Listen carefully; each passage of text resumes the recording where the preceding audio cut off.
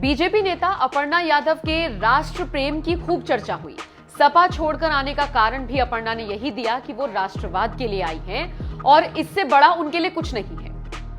वो उम्मीद राष्ट्र से बड़ी उम्मीद हो सकती है किसी भी युवा के लिए। आपके लिए कोई इरादा नहीं था कि मुझे भी किसी सीट से टिकट मिले? पहनने के लिए कपड़ा है, खाने के लिए रोटी है और अपर्णा यादव को सेवा करनी थी।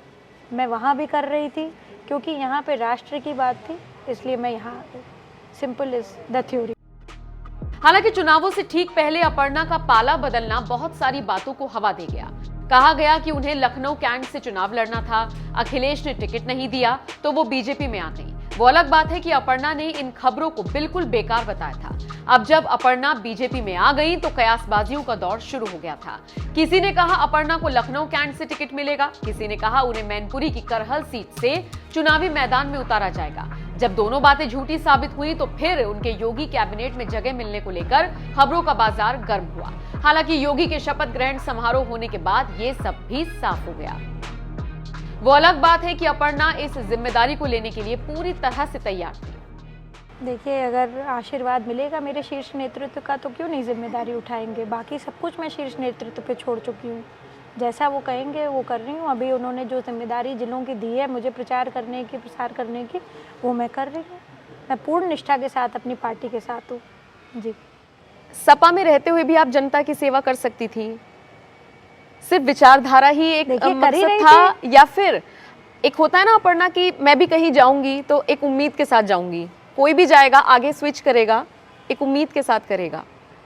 क्या उम्मीद थी? वो उम्मीद टूटी। राष्ट्र से बड़ी उम्मीद हो सकती है किसी भी युवा के लिए। आपके लिए कोई इरादा नहीं था कि मुझे भी किसी सीट से टिकट मिले? पहनने के लिए कपड़ा है, खाने के लिए रोटी है और अपर्णा यादव को सेवा करनी थी। मैं वहाँ भी कर रही थी क्योंकि यहाँ पे राष्ट्र की बात थी, इसलिए मैं यहाँ आ गई। Simple is the theory. अच्छा, एक विपक्ष का आरोप हमेशा रहता है बीजेपी पर, आपने बहुत बार सुना होगा। वो आरोप होता है कि बीजेपी ने इन 5 सालों में यूपी में कोई काम नहीं किया। लगता तो मोदी सरकार पर भी आरोप कि कुछ काम नहीं हुआ, सब प्राइवेटाइज कर दिया, मंदिर मस्जिद के ये मुद्दे रह गए हैं। तो उन लोगों को क्या जवाब देंगी? लोगों ने कहना शुरू कर दिया है कि पूछिएगा ये सवाल, बहुत सारे कमेंट सेक्शन में था कि रोजगार पर चुप है सरकार, कुछ नहीं है। 4.5 लाख युवाओं को नौकरी दी, किसने दी? योगी जी ने दी, योगी सरकार ने दी। आप बताइए 6 एक्सप्रेसवे बनवाने का किसने काम किया? भारतीय जनता पार्टी ने, आदरणीय नरेंद्र मोदी जी और आदरणीय योगी आदित्यनाथ जी के उसमें हुआ। 6 एक्सप्रेसवे, नमामि गंगे तव पाद पंकज, तब कस्में खाते हैं गंगा की। नमामि गंगे जो हमारा प्लान है भारतीय जनता पार्टी का, चाहे वो रिवर क्लीनिंग पे हो, वो सारी चीज़ें हुई।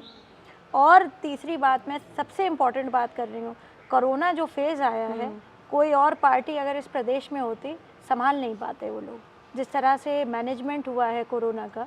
क्योंकि इट वाज पूरे, मतलब एक तरह से आप देखिए, चाहे राशन बांटने का काम हो सरकार का, देखिए उसमें स्वयंसेवी भी बहुत सारे लोग लगे थे, पर राशन बांटने का काम हो, लोगों से यहाँ से वहाँ पहुँचाने का काम हो, एक स्ट्रिक्ट व्यवस्था रखने का काम हो, एडमिनिस्ट्रेशन हो, ये सारी चीज़ें जो है योगी जी की सरकार में हुआ है।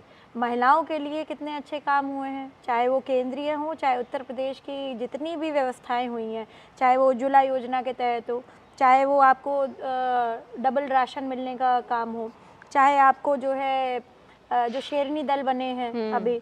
आप ये बताइए ना, प्रधानमंत्री जी तो बार बार इस बात को कह रहे थे कि कोई भी व्यक्ति हम पे टिप्पणी करके देखे और हमारे कामों की लिस्ट उठा करके देखे, अपने आप फ़र्क साफ हो जाएगा।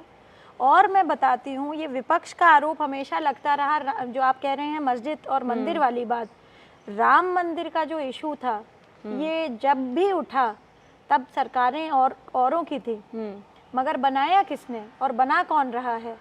ये राम मंदिर इस सरकार में बन रहा है, भारतीय जनता पार्टी के उसमें उसका फाउंडेशन स्टोन रखा गया है।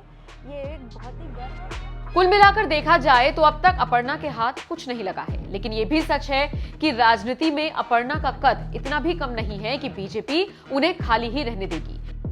यूपी विधानसभा चुनावों के दौरान अपर्णा ने जिस तरह से प्रचार किया, उसका फायदा निश्चित तौर पर बीजेपी को हुआ। अपर्णा ने खुद कहा कि जिन जिन प्रत्याशियों के लिए उन्होंने प्रचार किया वो सभी कैंडिडेट्स जीते हैं, लेकिन अब सोशल मीडिया यूजर्स ने उनके हर एक पोस्ट पर यह सवाल लिखना शुरू कर दिया है कि उन्हें अब तक क्या मिला। इस बीच कुछ यूजर्स ने आशा जताई है कि बीजेपी 2024 के लोकसभा चुनावों में उन्हें बड़ी जिम्मेदारी दे सकती है। एक यूजर ने अपर्णा के पोस्ट पर कमेंट करते हुए लिखा, हर हर महादेव, मेरी दिली ख्वाहिश थी कि अपर्णा जी मंत्री बने, लेकिन मोदी जी की सोच कुछ अलग ही है। मुझे लगता है कोई बड़ी सौगात है मोदी और योगी के पास अपर्णा जी के लिए। निश्चित रूप से वो एक सरप्राइज होगा। एक और यूजर ने लिखा, एक बड़ी जिम्मेदारी आपका इंतजार कर रही है।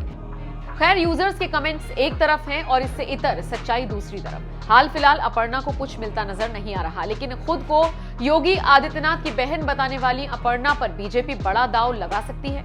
2024 तक अपर्णा के पास 2 साल होंगे खुद को साबित करने के लिए और अपना जनाधार और मजबूत करने के लिए। अब देखना होगा बीजेपी अपर्णा यादव को 2024 लोकसभा चुनावों में मौका देती है या नहीं। आपका इस खबर पर क्या कहना है? कमेंट करके अपनी राय जरूर।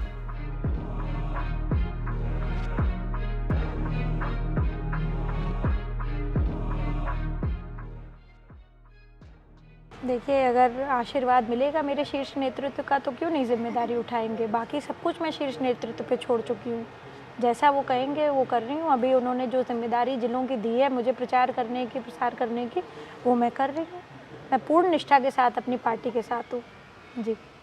सपा में रहते हुए भी आप जनता की सेवा कर सकती थी? सिर्फ विचारधारा ही एक मकसद था, या फिर एक होता है ना अपर्णा की मैं भी कहीं जाऊंगी तो एक उम्मीद के साथ जाऊंगी, कोई भी जाएगा आगे स्विच करेगा, एक उम्मीद के साथ करेगा। क्या उम्मीद थी? वो उम्मीद टूटी। राष्ट्र से बड़ी उम्मीद हो सकती है किसी भी युवा के लिए। आपके लिए कोई इरादा नहीं था कि मुझे भी किसी सीट से टिकट मिले? पहनने के लिए कपड़ा है, खाने के लिए रोटी है, और अपर्णा यादव को सेवा करनी थी। मैं वहाँ भी कर रही थी क्योंकि यहाँ पे राष्ट्र की बात थी, इसलिए मैं यहाँ आ गई। Simple is the theory. अच्छा, एक विपक्ष का आरोप हमेशा रहता है बीजेपी पर, आपने बहुत बार सुना होगा। वो आरोप होता है कि बीजेपी ने इन 5 सालों में यूपी में कोई काम नहीं किया। लगता तो मोदी सरकार पर भी आरोप कि कुछ काम नहीं हुआ, सब प्राइवेटाइज कर दिया, मंदिर मस्जिद के ये मुद्दे रह गए हैं। तो उन लोगों को क्या जवाब देंगी? लोगों ने कहना शुरू कर दिया है कि पूछिएगा ये सवाल, बहुत सारे कमेंट सेक्शन में था कि रोजगार पर चुप है सरकार, कुछ नहीं है। 4.5 लाख युवाओं को नौकरी दी, किसने दी? योगी जी ने दी, योगी सरकार ने दी। आप बताइए, 6 एक्सप्रेसवे बनवाने का किसने काम किया? भारतीय जनता पार्टी ने, आदरणीय नरेंद्र मोदी जी और आदरणीय योगी आदित्यनाथ जी के उसमें हुआ। 6 एक्सप्रेसवे, नमामि गंगे तव पाद पंकज, तब कस्में खाते हैं गंगा की। नमामि गंगे जो हमारा प्लान है भारतीय जनता पार्टी का, चाहे वो रिवर क्लीनिंग पे हो, वो सारी चीज़ें हुई। और तीसरी बात, मैं सबसे इम्पोर्टेंट बात कर रही हूँ, कोरोना जो फेज़ आया है, कोई और पार्टी अगर इस प्रदेश में होती संभाल नहीं पाते वो लोग, जिस तरह से मैनेजमेंट हुआ है कोरोना का। क्योंकि इट वाज पूरे, मतलब एक तरह से आप देखिए, चाहे राशन बांटने का काम हो सरकार का, देखिए उसमें स्वयंसेवी भी बहुत सारे लोग लगे थे, पर राशन बांटने का काम हो, लोगों से यहाँ से वहाँ पहुँचाने का काम हो, एक स्ट्रिक्ट व्यवस्था रखने का काम हो, एडमिनिस्ट्रेशन हो, ये सारी चीज़ें जो है योगी जी की सरकार में हुआ है। महिलाओं के लिए कितने अच्छे काम हुए हैं, चाहे वो केंद्रीय हो, चाहे उत्तर प्रदेश की जितनी भी व्यवस्थाएं हुई हैं, चाहे वो उज्ज्वला योजना के तहत हो, चाहे वो आपको डबल राशन मिलने का काम हो, चाहे आपको जो है जो शेरनी दल बने हैं अभी।